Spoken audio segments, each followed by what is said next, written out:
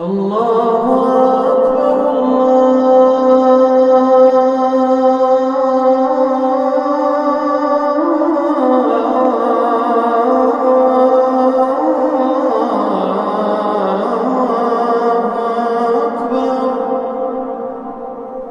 Qarabağa həyat qayıdır.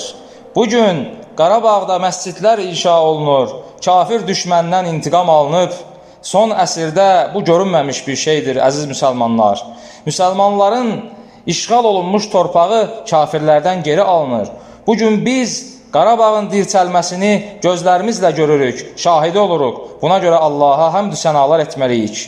Ləin şəkartum ləəzidənnakum. Əgər şükür etsəniz, sizə olan nemətimi artıraram deyir uca Allah.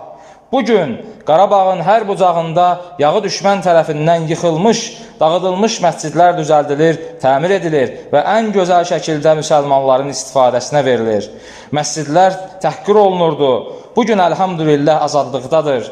Qarabağın hər bölgəsində böyük sevinclə məscidlər istifadəyə verilir. Vallahi, əziz müsəlmanlar, əminamanlıq böyük nemətdir.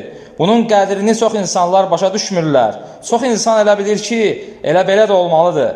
Ölkələr var ki, onların əminamanlığı gedib və bir daha qayıtmayıb.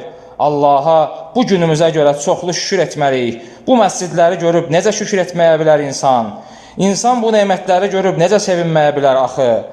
Həmd olsun aləmlərin Rəbbi olan Allaha.